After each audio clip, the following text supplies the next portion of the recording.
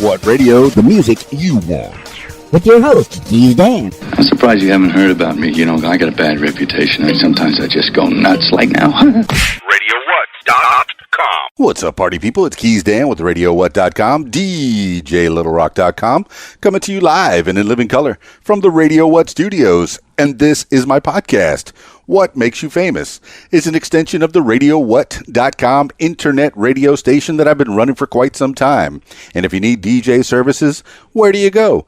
DJLittleRock.com. Check availability and get a free price quote. And maybe you can have me play at your next event. Today on the program, Nitya, Mahlynn, Langstrom, as it's Valentine's Day week. Tomorrow's Valentine's Day, and then Saturday I have another Valentine's party. We have on the program a new paradigm intimacy coach for men, PE and ED solutions program, speaker, writer, dancer, artist. That's pretty much what I know about her right now, but you get to listen to a little bit about her in the next few minutes. This week's shows, like I said, it is Valentine's Day tomorrow night, Friday night. I will be at my usual Friday night spot, and that's the Rab in Conway, Arkansas. Video dance party, karaoke jam. You know it's going to be a love fest. So bring your significant other. And if you don't have one, then we switch over to Singles Awareness Day. Come on out, and I will play some love songs, and we'll play some games, and we'll have some fun. And if there's somebody you have your eye on, hey, I'll be your wingman. I will point you in the right direction, point them in the right direction to get the connections that you want. And if you want to be by yourself, hey, I'm okay with that too. So there's a lot to be said. I'm not going to bother you if you don't want to be bothered, but I'm happy to help in any way I can. Pursuit of happiness and all that jazz at the Rab in Conway, Arkansas. Full bar, kitchen, the pool tables. They got the pool tournament, giant Jenga game, checkers, shuffleboard, foosball, darts, all kinds of things to do while you're waiting to sing on stage. Video dance party, karaoke jam. Yeah, I said karaoke. You're the stars of the show. Friday night at the Rab, Conway, Arkansas, 8 p.m. until almost 2 in the a.m. And then on Saturday night, that's February 15th, I will be at a new place, a place I've never been before, but I've heard so many good things. It's Los Cabos Mexican Restaurant in Morrilton, Arkansas. Kind of excited about that. Excited to be at Los Cabos. That's going to be from, I think it's 6 to 10, if I'm not mistaken, or maybe 5:30 to 9. I know, I probably should have looked that up, but I didn't. Just get over to my Facebook page, and you'll find out when I'm going to be there. And I'll let you know, of course, tomorrow a little bit more. But, yeah, video dance party, karaoke jam, another love fest, another chance to come out with your significant other and play with us at Los Cabos Mexican Restaurant. That's 5:30 until 9 in the p.m. So be there. Be there, Los Cabos, and you could be the star of the show. Great Mexican food. I've heard nothing but good things about them. They said it's a big place and just a lot of room to play and have fun, and we'll do some dancing. And yeah, good times, good times. All right, party people. Without further ado, let's head over to Australia for a little bit. Byron Bay, New South Wales, to be more precise. And let's Skype Nitya, Mahlynn, Langstrom. Skyping Nitya, Mahlynn, Langstrom now.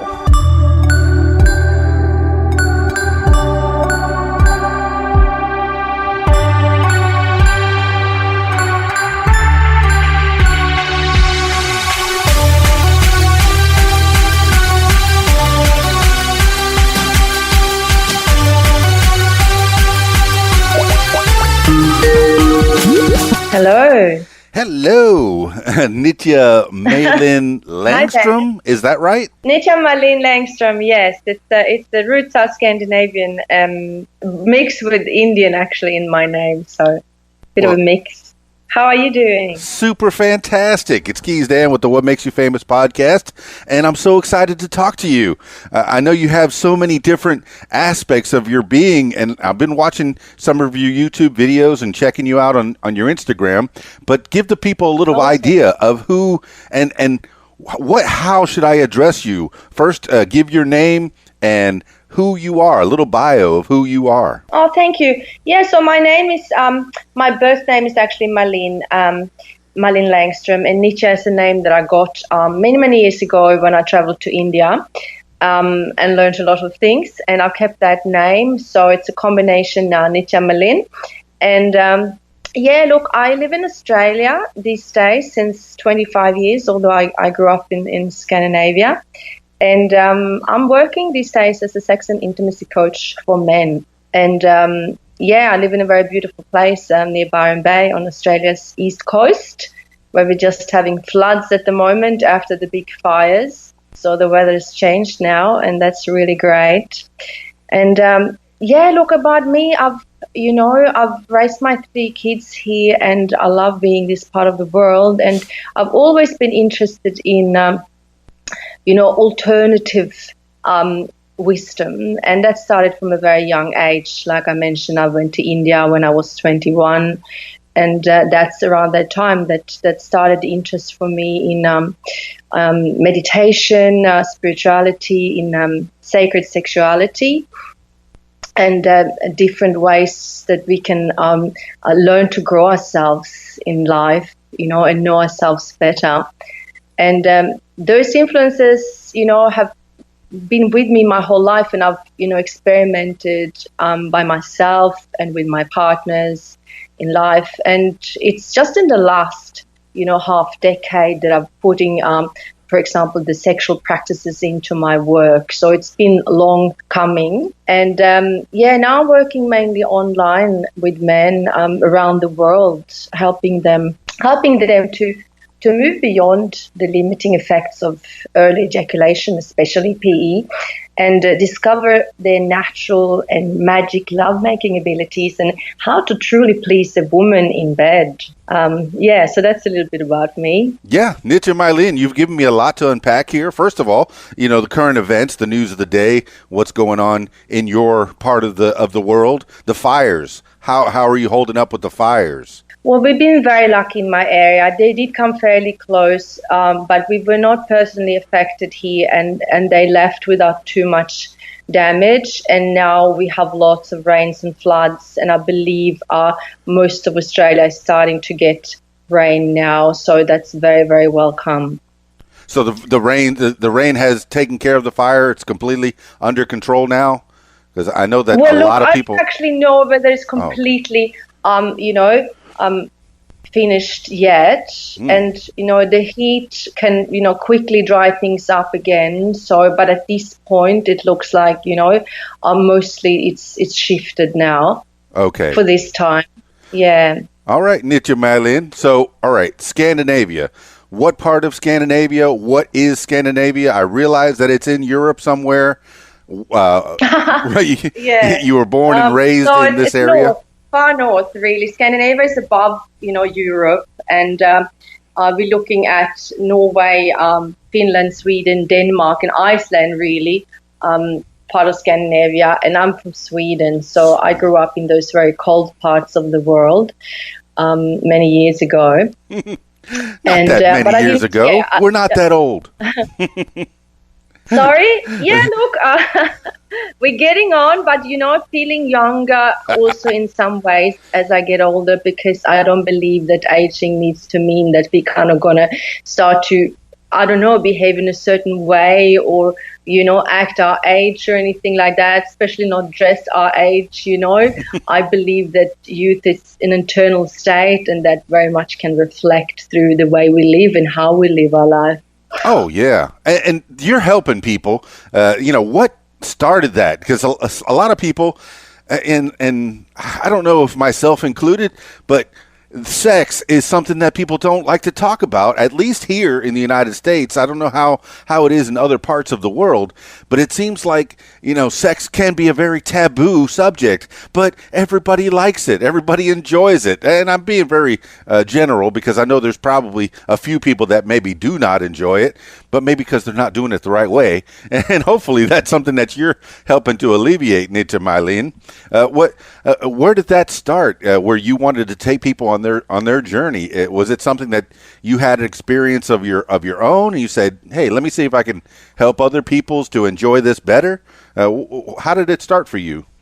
Yeah, so it started, I had my first earliest experiences back in my early 20s. After I'd been to India, I lived for a few years in Italy in a spiritual commune, and that's where I met some people that I really resonated with, and I met a lover who became very influential in my life for a few years. And the things that I discovered during those years is really the foundation for the work that I've created today. And at the time, I wasn't really aware of that there was anything special.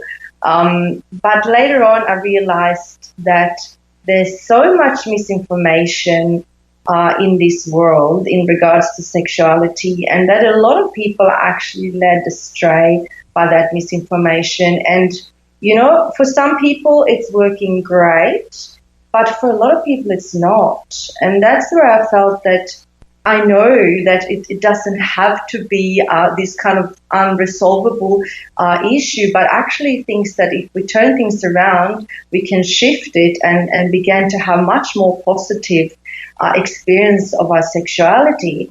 But like you mentioned, it's very much a taboo still, or it's like, people do talk about sex, but it's very much in kind of cliche ways, joking, and not really honest and open. And I think that's really part of the reason why also things maybe haven't evolved collectively in regards to sexuality, because people aren't talking enough about it. The people who have struggles or challenges are not reaching out because, especially for men perhaps, but also for women, there's a lot of shame also around these things where we think we're not good enough or we should be different. Men have this big pressure on performing that, the current mainstream information in regards to sex is really also, making that worse the way I see it, by really putting so much pressure on the man to perform. And it's not helping, and that's where I felt I can't just watch this happen, because I knew that I had some insights and learnings that could help. So that's where I started to begin to create a program where I could help men, and I trained as a life coach. So I do a mixture of coaching modalities and alternative practices with my clients to help them to move forward and move beyond, their previous challenges in this area.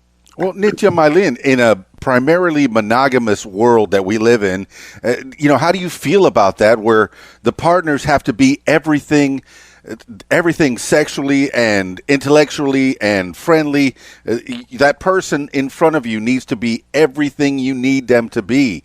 Does that put a lot of pressure on people sexually, in particular, and maybe in other aspects that you can expound on?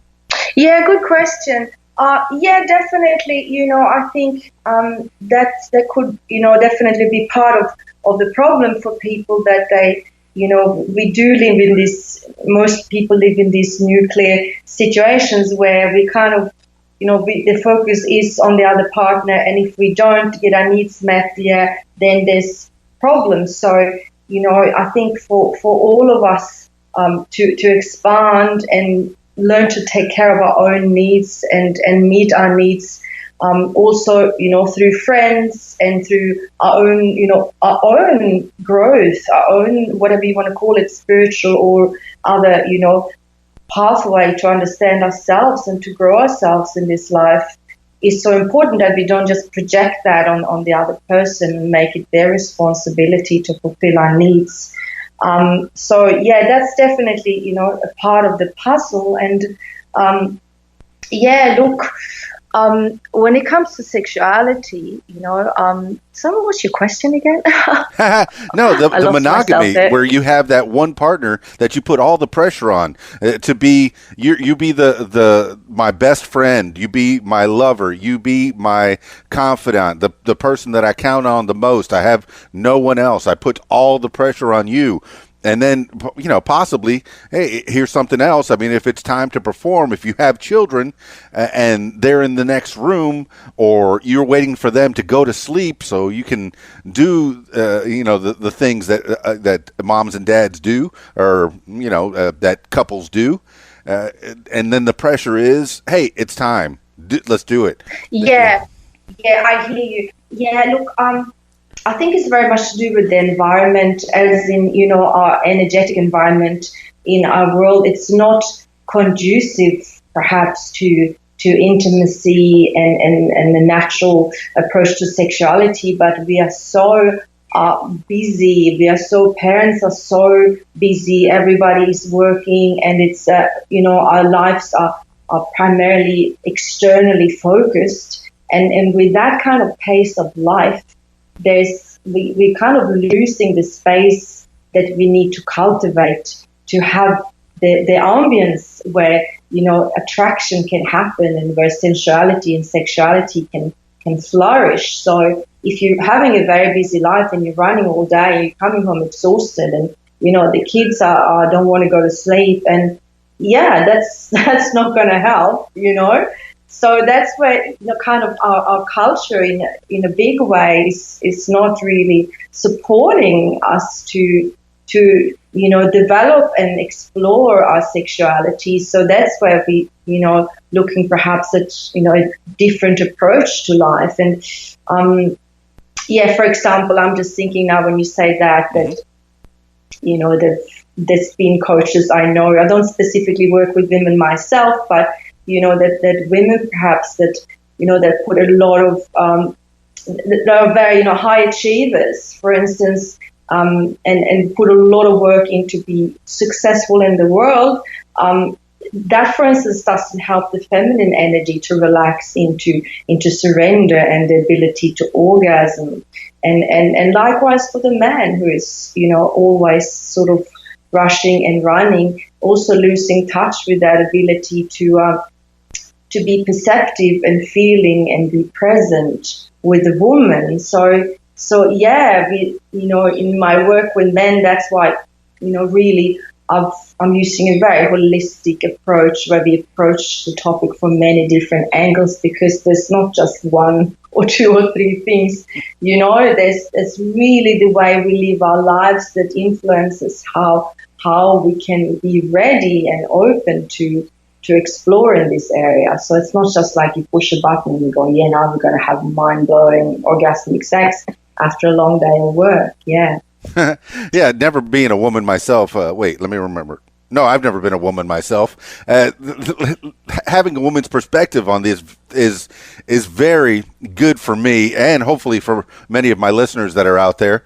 You're saying, yes, the woman who wants to achieve out in the world doesn't feel like being a homemaker is the way to go. A lot more women are joining the workforce and have been for many years. And yes, you're trying to compete for what might be primarily a man's world, and then you, after struggling the whole day, you're expected to shed that and then become feminine. And this is, for the men. I know there's other kinds of relationships, but the typical heterosexual relationship where the woman comes home from work after slaving all day and pushing her way through the corporate world, and then comes home and tries to be more feminine and more attractive for the man. Is that something that she even wants to do? Does she want to stay in that corporate mentality and still be attractive to her man, or does she shed that and become Susie Homemaker? And I guess it depends on the relationship. But what experiences have you had in this, Nitya? Yeah, look, it's interesting and very big topic also. I feel like perhaps what comes up for me here is the balance between the masculine and the feminine energies that we all have inside us, regardless of if we're in a female or male body. So this is the yin and yang, story of, how we have these opposing energies within us that are complementary, and we need both. So, for instance, to have the attraction in a relationship, we need to have a balance between the masculine and the feminine. And we will, for instance, like you'd say, most women would be at the core feminine, but not all. Some would be more masculine, and vice versa with men. And this actually applies also to other, other genders. There's still that balance between the masculine and feminine within us that's crucial to have the attraction. So if, for instance, a woman is out there, really, working hard all day, she would primarily be in her masculine energy, and that would then force her partner to go into his feminine energy. Or if that doesn't happen, then they will lose a bit of that attraction. So for that to happen, the woman need to be able to, at least in those situations in the bedroom, relax into her feminine, and the man to be in his masculine. So there's this very delicate balance that we can lose in the way that we live our lives in our society these days. And there's a lot of talk about this now. It's become a very popular topic, I believe, the masculine and feminine balance. And it's not saying that because you're a woman you have to be in your feminine all the time. We need both, and this is where the way I work with the men in my program is also that to realize that they need their feminine as well. It's not just about being masculine in the bedroom. Actually, their feminine energy will also bring in like the sensitivity and the fluidity and the perception and the ability to slow down and be present. So it's kind of a dance between the two that's really part of creating that magic mix. Nitya, I realize that there has to be some kind of a give and pull, a yin and yang. You have to be more empathetic for a man. I mean, the only thing I've ever been is a man.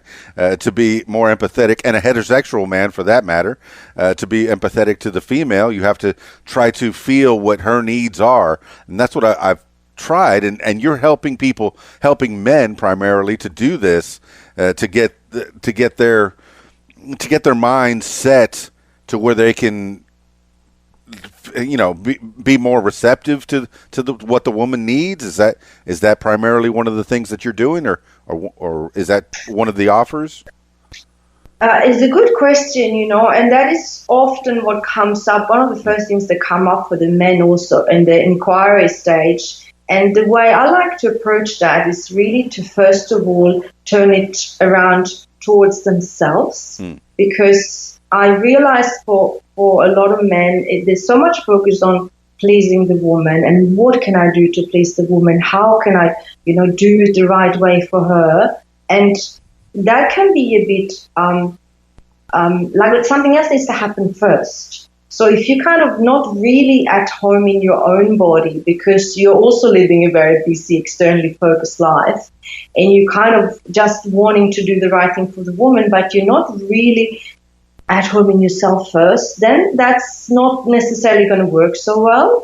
So the way I work with the men is really to bring it back to themselves first. So that's where everything starts, really coming home to ourselves and connecting with ourselves deeply. Connecting intimately with ourselves. I think you're turning it around for me, Nitya, Mahlynn. I think, I'm pretty good at knowing myself. I know what I like. So, and I know that men discover themselves and women discover themselves. Speaking of that, in Sweden, when you were growing up, how was your family to you? Were they very open and receptive to teaching you sex and about your body and growing up? Was that something that was open in your family? I would say yes. I was born in the late 60s in Sweden, which is a very evolved country in those ways. And in saying that, it's not like there was anything that was excessively talked about, not overt in any way. But, my mom was a school teacher, and I know that she provided me with the right books at the right time. She would kind of hand me something. Oh, look, I found this book, So I did learn very early about, our bodies and how things work. And it was a very kind of natural approach to it. And just about that, yeah, pretty much, And so they were normal, I think, in that environment where I grew up in Sweden.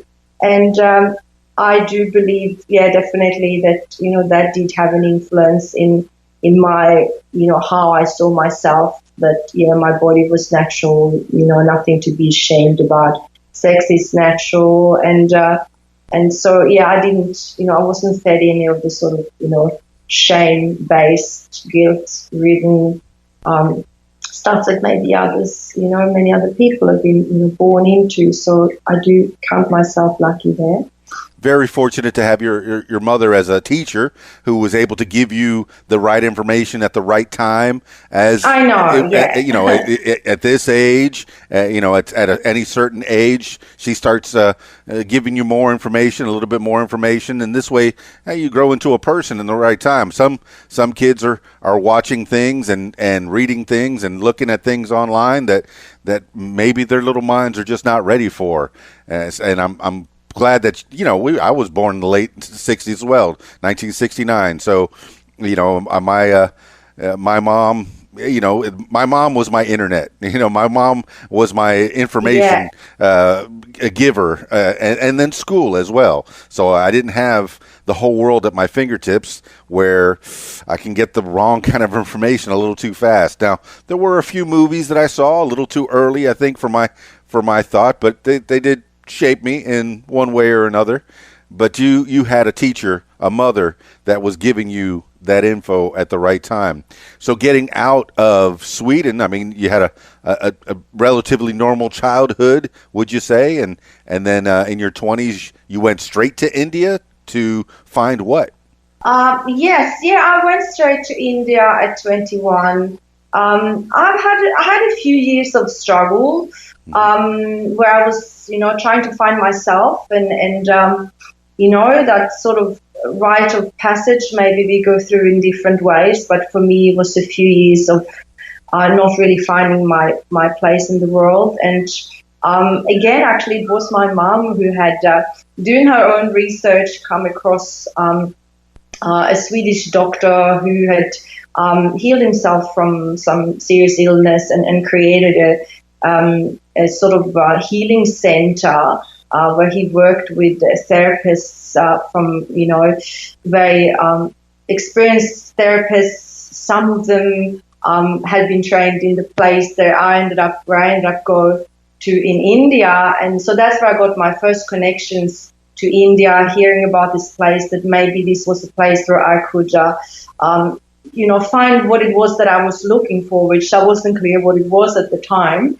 And so I ended up leaving and going to India for 6 months for that first trip, and went back for a few more trips during the 1990s. And let me hold you for a second. What kind of struggles were you having in Sweden? I mean, if you don't want to expound everything, but what? Look, that's fine. Yeah, what did you want to be when you grew up, or what was it that you were struggling with? The symptoms were eating disorder. Oh, okay. So I was struggling with a bit of bulimia, and which sort of created this. I wasn't able at the time to really integrate into life and move forward.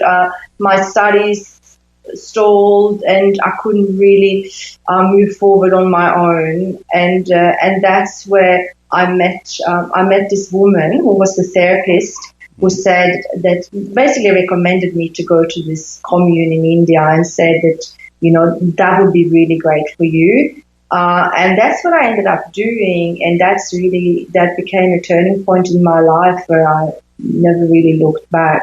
Yeah, well, tell me a little bit about what you learned in those 6 months in India. And you say that was the first trip, so you'd been there several times, I'm guessing. But tell me about that first trip, that first 6 months. What did you learn? What was it, a spiritual thing, or was it purely sexual, or was there other points to learn there? It's a spiritual commune. It was a spiritual ashram in India where people came from all around the world to meditate and do different group processes and programs, all geared towards personal development and healing.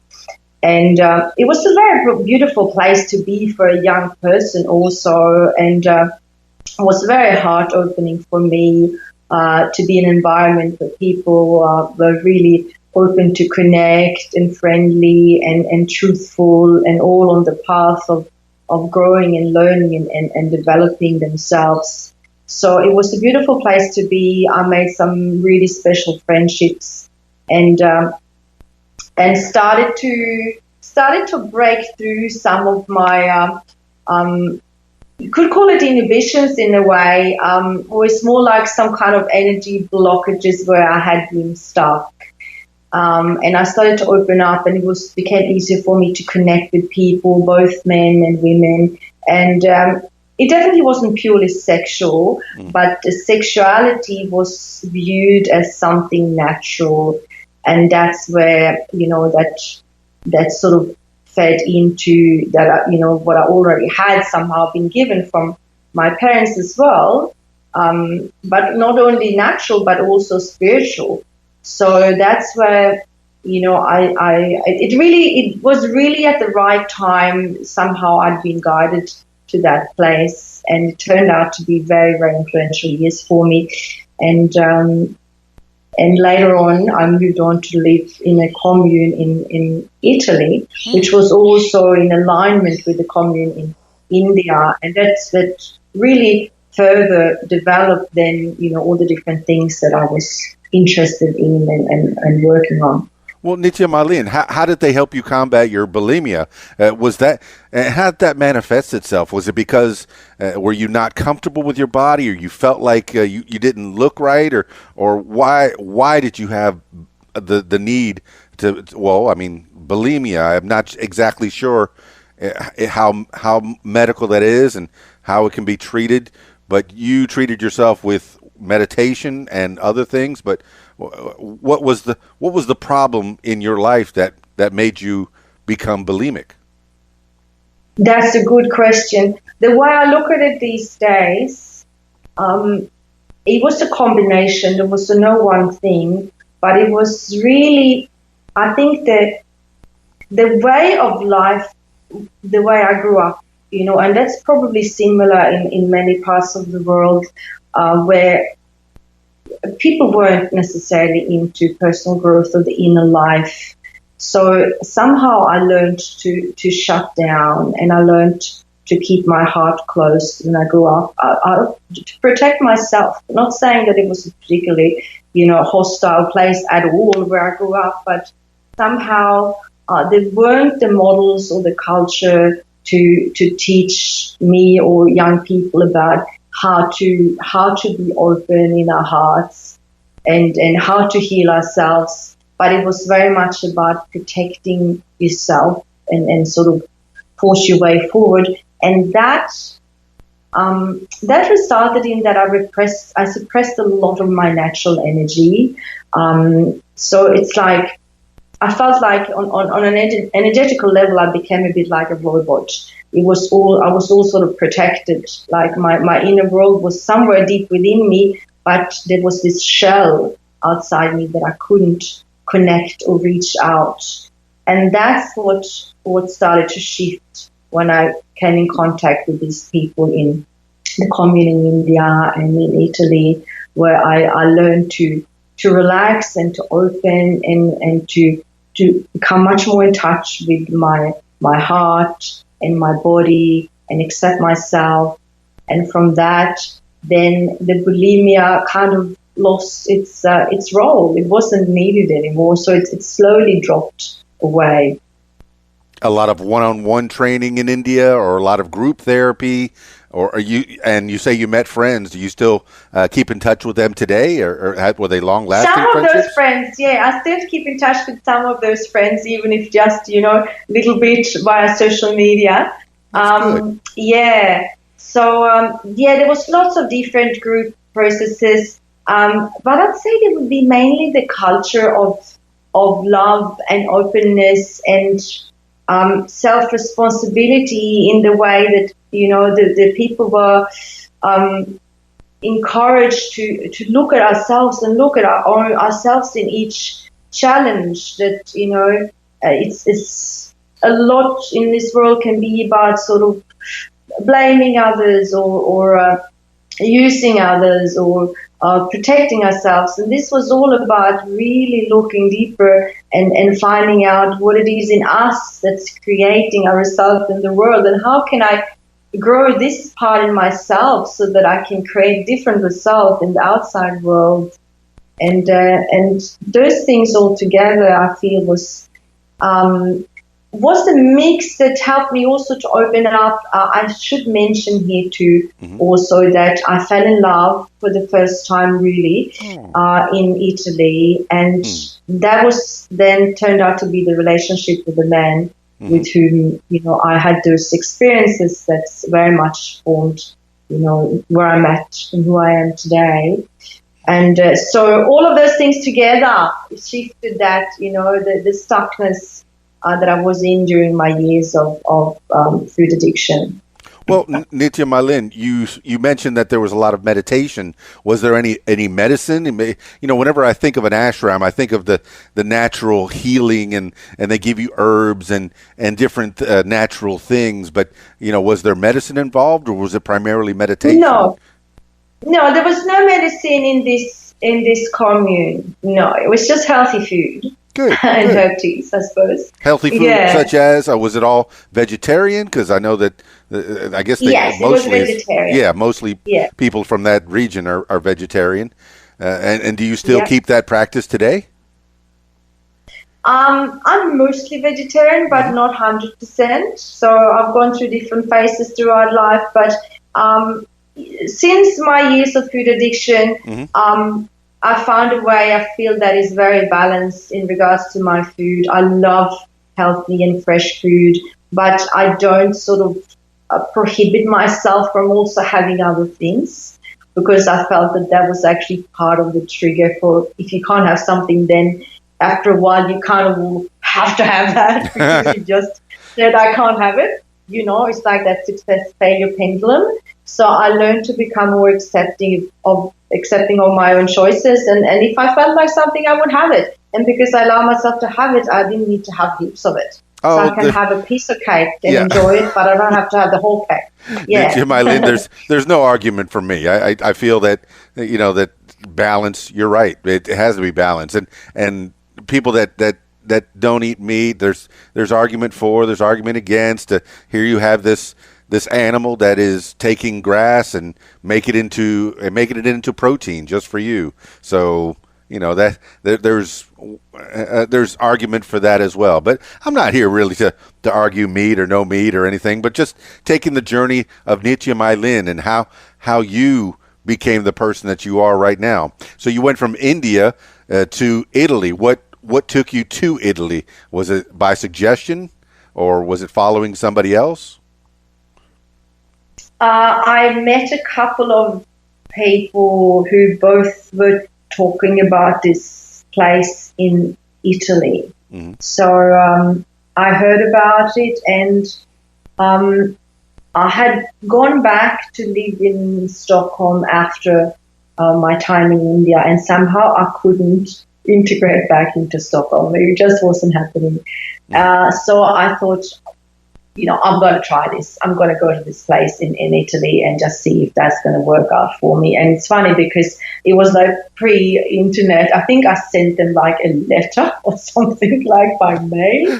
And I never got an answer. What's that, Grandma? Like, what's that? I know.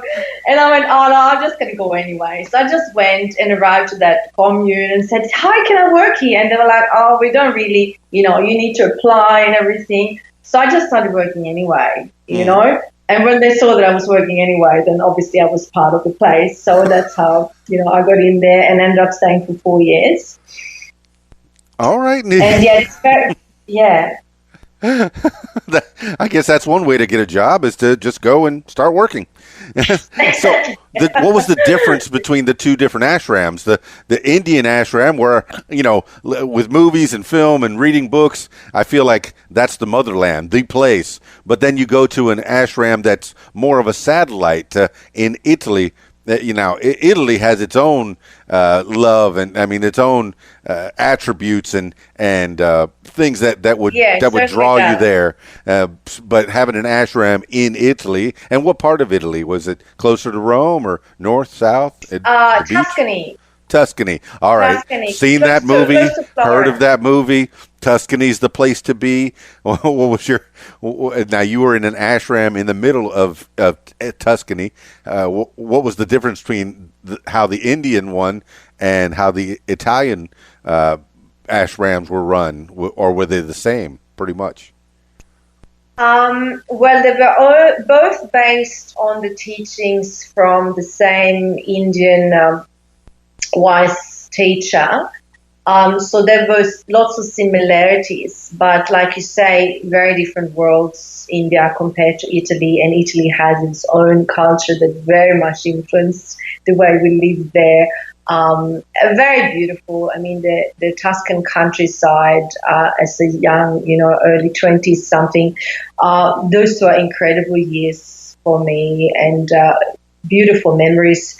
The daily life was based also on meditations, and there was group processes where people would come from around the country or around the world even to participate. A much smaller place, a small place in the country. So compared to the commune in India, definitely much smaller.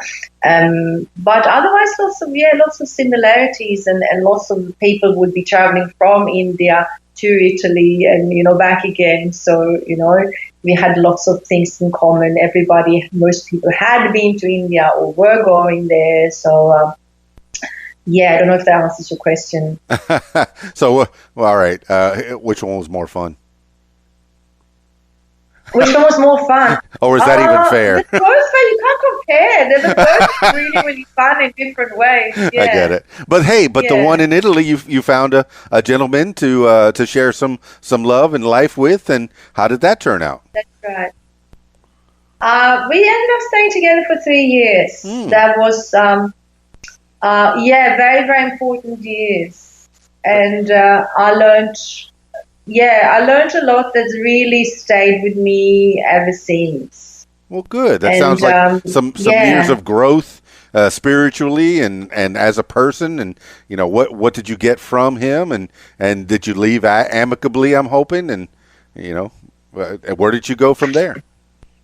Yeah, good question. So it was a very deep love relationship, and also in hindsight, probably be codependent. I was young after all. He was 15 years older than me. And there was some really important, learning and sharing that, that happened between us. And that had to end at some point. Really, I couldn't have stayed in that relationship for longer because I had to go on and learn different lessons for myself. There's no doubt about that. But especially, I would say, in regards to sexuality, that's where I feel that I received some kind of transmission through this man, which has really, affected my whole life since. So he was a tantric yogi. Oh my! And what's that?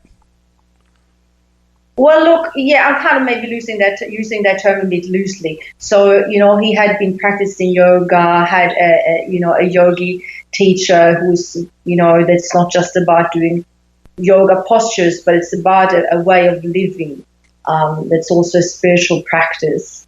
And he had, I don't actually know today where he had learned his love making, from, but I'm thinking that it was probably partly a gift that somehow, something that came natural to him. And there are men for whom this comes more natural or who somehow manage to figure it out on their own. But definitely meditation is a big part of being able to approach lovemaking that way. Well, that he did, yeah. Nitya, all the alpha males out there listening are saying, "Yeah, me, I'm the one. I can do it all. I can please a woman."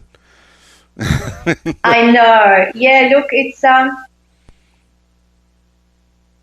that's possible that they can, but it's also possible that they're influenced by a lot of the mainstream info that's all about doing sex and the sexual act and what you do and where you touch the woman and which position you use and all the tricks. And that to me is not the secret to deep ecstatic lovemaking, because it's not what you're doing always that the recipe, but it's who you are when you're doing it and how you're doing it. And that's where the deeper work comes in. How able is this man to actually be still and be present within himself? Oh. How deeply can he meet the woman's gaze and hold the space for her? And you're saying yeah. You're saying that they have to be in touch with themselves before they can please anyone else. Exactly, because if you go to touch a woman, but you're scattered inside, you kind of your thoughts are wandering in all directions. You can't look her straight in the eye. Your energy is subtly trembling, for instance, or you're all in your head thinking about how to give her, one orgasm or more. Then you're not holding the space that she needs to be able to surrender on a deep subconscious level. But she can't really trust the man if she can't feel that he actually can hold the space for her. And this is something that we are not trained, nobody's teaching men or women this stuff really, but it's all about do this, do that, touch her here, touch her there, be sexy like this. And that all those things can be great, but not until you actually have those deeper foundations in place. And when you have those deeper foundations, all those surface things, they come naturally. It's not something you really have to think of. So that's the way I see that the world has it a lot upside down or other way around, where they focus on the, all those details. But actually, we have a lot to gain from starting from where it starts, within ourselves. Nitya, Mahlynn, there was a joke that I heard years ago. Why do kids take sex education in college to learn what they've been doing wrong the last 5 years? You're teaching them properly. I don't know what the sex education in college is about either. It's probably very sort of, medical or, clinical, isn't it? Oh, it's very clinical. This is a condom, this is a penis. Right. No, this is a banana. This is exactly, you're right. Why am I doing that to a banana? So all right. So you get out of Italy, and after that relationship, where did you go from there? And you spent your 20s in a very interesting way. And I tell people, I've told people constantly, well, before on this podcast, is in your 20s, do everything, experience everything, because you're still made of rubber. And this is the time to get your experiences. And it looks like your 20s are spent getting those life experiences that have led you to here. So what did you do when you got out of Italy? That's when I came to Australia. How did that happen? That happened. So the relationship with the Italian man ended, and I stayed for another year in the commune. That was also the year that my dad back in Sweden died. Oh. So it was a bit of a turning point, and I started to feel that, maybe there's something else for me. And then I met a couple of people that told me about Byron Bay in Australia and how beautiful this place was. And I decided to take the trip and find out, and ended up staying. Byron Bay, New South Wales. That's where you're at now. Yep, that's right. Fantastic. So what year was this when you got to Byron Bay? And what was the first thing you did? 95. And you've been there ever since. How did you put your stakes in, and what did you first start doing to become a member of society in Byron Bay? Oh, yeah, look, first of all, it was sort of a challenge for me to start living a normal, it's not the right word, but, living in society, because I lived in a commune, for years. Right. So that you actually had to pick up the phone and call people was like really weird, because I was used to that everybody was always there, breakfast, lunch, and dinner, Yeah. So that was, a bit of a shell shock. And also a bubble, another type of bubble in a way here, and they call it the Rainbow region where I live, which is very much alternative community, also very multicultural, people from all around the world here, all sorts of alternative and spiritual practices you can imagine around here. So in that sense, that part was an easy transition for me. And what I started doing, really, I think house cleaning, Yeah. That's pretty much what I started doing, because I'd been doing similar jobs in the commune in Italy too, where everybody sort of helps out and, keeps the place running.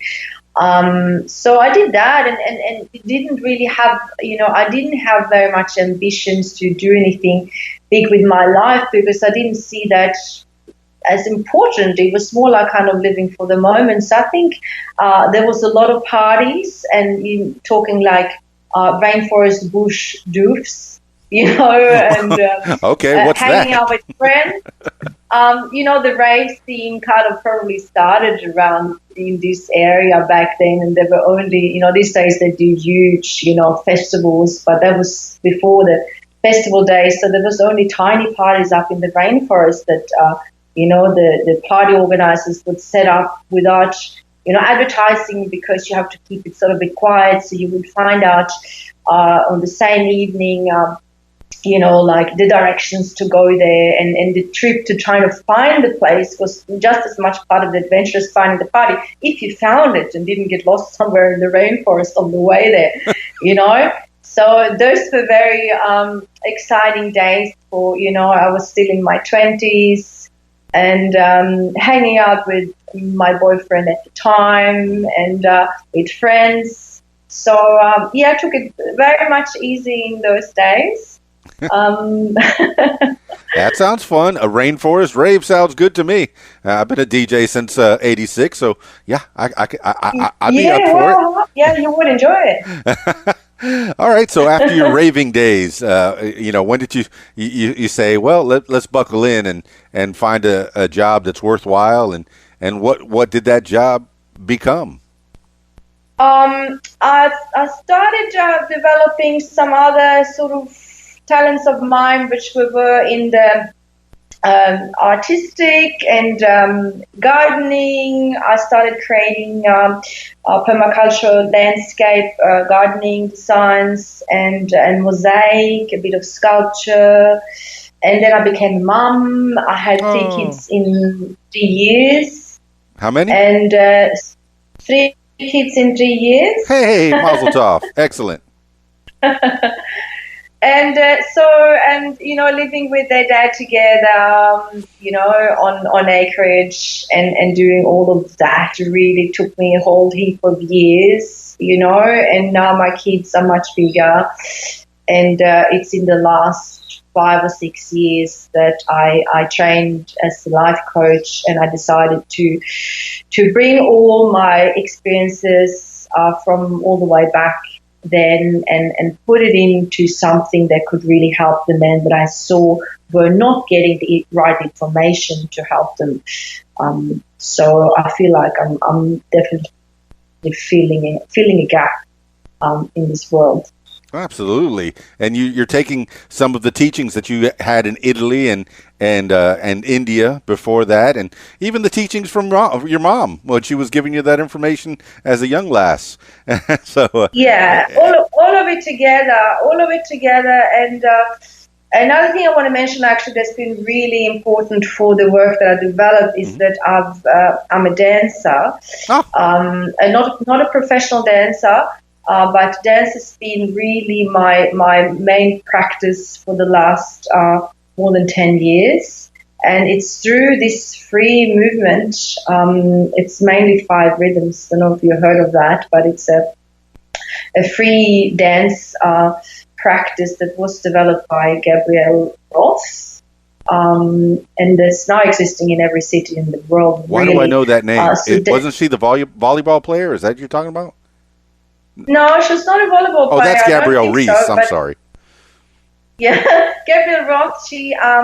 She created this dance practice called 5 Rhythms. That's really like a spiritual movement, self-development practice where we discover ourselves and the world through free movement, and that has been really a very, very important part in how I continued my own learning through understanding my own body and energy, in then understanding other people's bodies and their energy that is very much interlinked with, our sexuality and how to approach and resolve these challenges that then I've specialized in working with. So in some form, free movement is always going to be part of what I help my clients connect with for themselves.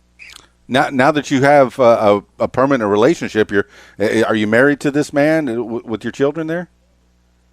No, we're actually not together anymore. Oh, no, but okay. he does live in the area. Yeah, I was in the gonna. area, so my kids go Yeah. in between our homes. I was going to ask if he got involved in some of this, but if he's out of the picture, then I guess you're still free to do as you please, and helping people is what you're doing. Yeah, I am. Well, good. So you're completely uninvolved right now with anyone in your own personal relationships, but you're helping others. Is that what's happening now? Yes, I am currently single. Oh, okay. Yeah. Well, maybe this will be a dating show for you. Well, don't fill up her DMs, you dirty boys.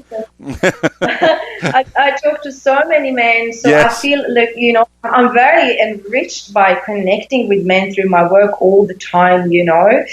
And in saying that does not replace a personal, intimate relationship. So that's definitely on the cards for me, but I had to do some of my own deeper work because, maybe sexuality is something that's come very natural for me, but other parts of relating hasn't necessarily. I got my own journey of growth and healing in regards to, other aspects of relating, in regards to my own heart, where I had to unlearn and relearn some patterns that weren't working for me. So, I've needed a big break, and in saying that, I think it's time, it's time I'm getting there now. Yeah. So thank you. You're open to a relationship. Yeah. In watching or in listening to some of your videos, I do know that you did mention that you have a lot of men that ask you questions. Some of them a little inappropriate for my taste, but certainly you're open to all questions from all people and all men in particular, helping them to understand women a little bit better in their sexuality. And I'm glad. That's a great service that you're offering. And in training, what training, and I guess it's been since 2015, if I'm reading your bio correctly, that you've really settled into doing this as your job, if I'm correct in that. What training did you have formally besides the being in the ashram, or was that the training that you felt this I could take this and turn it into a career? It was. I knew that I wanted to study something to complement, my, years of personal experience. So I was looking at perhaps doing, a counseling training, and I came across life coaching. And Australia has actually one of the best coaching institutes in the world, TCI in Melbourne. So I'm very lucky I came across them, and their entire coaching training is also based on NLP, neuro-linguistic programming. They've developed their own form of what is called metadynamics. So that's really helped me to create the framework where I can also help people to work with the mental and the mindset aspects of change, which is just as important as what we do with the body. So like that, I feel like I'm combining, the mindset with body, and then we have like the two worlds meeting, that you can't just take one, but you actually do need both to make a whole. Well, I think it's a beautiful service that you're doing. You're Nitya, Mahlynn, in addition to the videos, do you do any one-on-one or any group therapy in Byron Bay out there anywhere? Okay, so I don't do groups. I have done a little bit, but what I found with my specific niche is that it's not really suited where they're at with groups. So these men don't necessarily want to get into group with others face to face, or even online or social media, where they, it's too easy to be identified, and they often like to stay private because we mentioned, the old issues of taboo around this, subject. So I'm working one-on-one, exclusively one-on-one with my clients, and I take them through a 10-week program that they have modules to go through of practice at home for themselves in their own privacy. And then we meet once a week for, a video call when we work on whatever is, the specific challenge for them, which then is different for everybody. Yeah, with this internet, you can do it all over the world. I can see it. I don't think I've ever heard of a PE or an ED anonymous. So, yes, you've really opened my eyes on, yes, I don't think there will be much call for group therapy in those respects. But one-on-one, where you could go online and have a video chat and help them, through their issues, if you call them problems or not, but through their issues. So are you, the Institute, I was looking a little bit about that. Does that give you like some kind of a medical license as well, or more of a therapeutic license? No. Good question. So I don't have any medical qualification at all. So with my clients, most often I'll suggest that or check that they've actually seen a doctor before they start working with me, so that at least that's covered, because I can't give any medical advice, of course. So so life coaching is we work with the mindset and with the emotions, and I think currently coaching is an unregulated industry. Anybody really can call themselves a coach, regardless of if they've done a training or not. So in that way, I feel fortunate to have trained with TCI, because they're really ahead of a lot of the others in that field. Yeah, you've taken the time, Nitya Mahlynn, to train with an accredited association. And when you say a 13-week program, that means that you've actually taken the time to structure something. And I guess it could be molded to people individually. And a lot of times in therapy, all you need is somebody to talk to, somebody to sounding board. And Nitya Mahlynn, you're going to be that sounding board. You're offering that as a service. And that's perfect. I mean, do you feel since 2015 that you have had some success stories, some people that have come back with positive feedback? How do you feel about the clients that you've had? That's amazing. I mean, look, that's what we all work for, to actually see and hear about the results in their lives. That's really the reward for me, to know that something's really shifted, and that these guys can approach sexuality from a very different place, and really find the confidence, and the ability to trust themselves, and to be able to then grow from there in their own way. So, a lot of the results are also a bit delayed for my clients, because some of them are not even in a relationship while they work with me. And in saying that, I've designed the program so they can do everything by themselves, amazingly. But then, the proof is a bit in the pudding. Then you've got to go out and practice it in life, and that's where I very much try to keep in contact with them to find out what happens further down the track. And it's wonderful to hear about how somebody who's already lived half their life and felt that they were stuck in a certain way, and then be able to shift that and have very different and much more fulfilling experiences. Nitya Mahlynn, I can see people, men, wanting to come to you, particularly when they're by themselves, because they're looking for love. They're looking to find out how to please their prospective lovers and companions. And it's so amazing. Tomorrow is Valentine's Day, and we're speaking about love and how to please your partners. How do you celebrate Valentine's Day in your neck of the woods? Or I guess in some cases they call it Independence. I mean, what is it? Singles Awareness Day. Right. Well, I'm celebrating by talking to you, because, as you know, it's already morning here. It's already Friday the 14th where I am. So, so very nice start of Valentine's Day, and it's going to be a great day. I will tell my kids I love them. I will write a really good post for social media, and I don't know what else I'll do, but it'll be something good. It's Friday after all. And was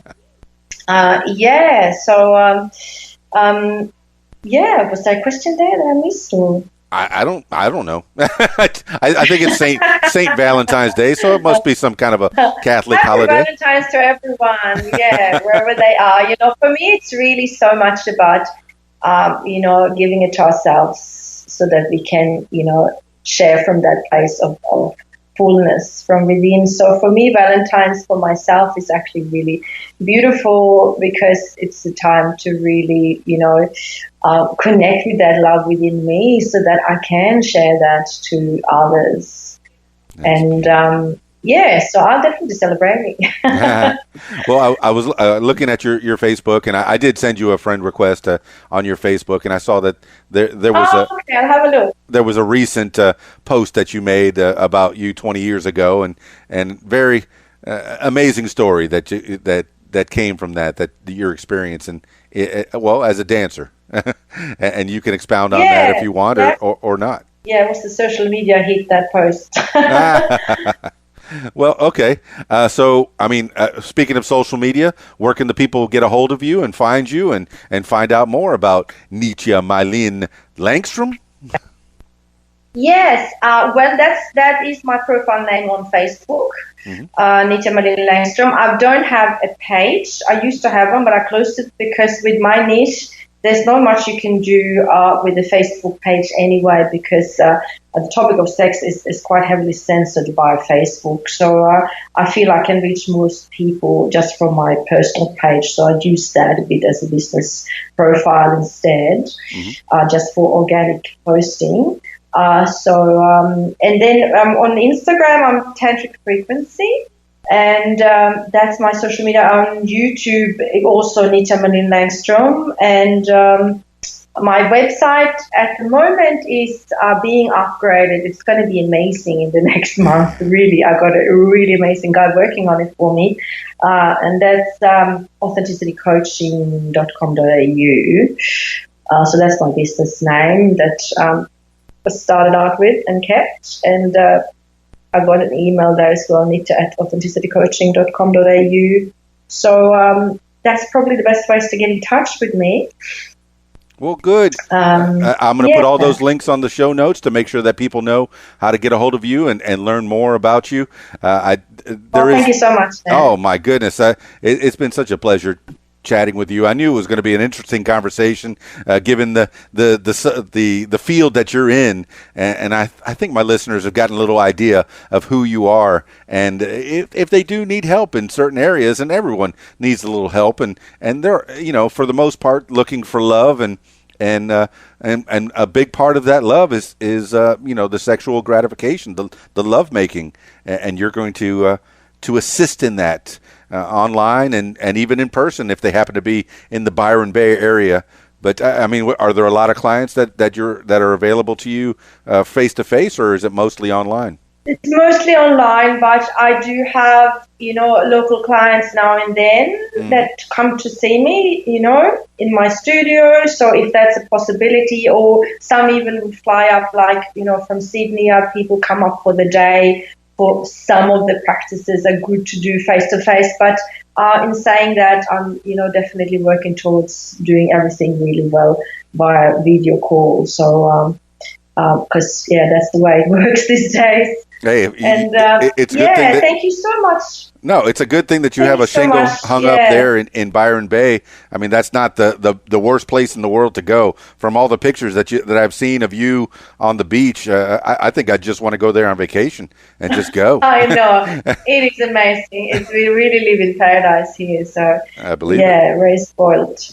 Thank you so much for having me. Thank you so much for finding me and the opportunity to participate in your great show. Yeah, give some last words for the people. I give them to you, Nitya Mahlynn Langstrom. Oh, thank you. Yeah, look, my words for the people would be really, to when it comes to sexuality and connecting intimately for a man with a woman, to come back to yourself first. So before you reach out, come back to yourself and connect with yourself. And that's simplest through the breath, to to really take a moment to slow our breath down and bring it really down into the belly and feel the body and really connect with yourself. You can even like give yourself a bit of a hug or something cheesy like that, you know. It actually changes, you know, the chemistry in the body instantly when we do. And from that place, it's so much easier for us to then connect with another person and generally to slow it down, to really slow everything down. Whatever you do, really make it 4 times slower. And that makes it a lot easier to feel more in depth and connect. And we can have, you can have sex in a way, but you can only have intimacy by actually really connecting. And to connect, we really need to open up that shell and dare to be vulnerable with each other. And that needs to start with ourselves first. So, yeah, that would be my word of wisdom for the day.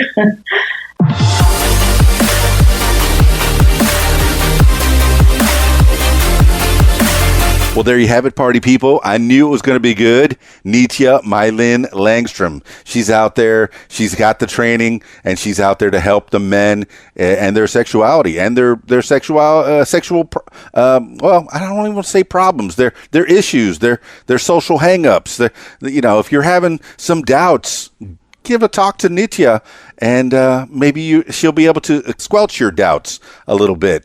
She's got a program that'll help you out, a 13-week program, and I'm sure it can be tailored to what you're going through. So if you're single, if you're in a relationship, I think you could do a whole lot worse than to talk to Nitya Mahlynn Langstrom. I've gotten a lot of insight from her in this in the hour that we've chatted, and she's got the credentials to back her up between going to this institute and even before that in India at the ashram and spending months at the ashram in Italy as well and learning about herself. And she even mentioned it through the podcast that you have to take care of yourself before you can take care of somebody else. So she's going to get you straight, get you in line, and get you ready to please someone else.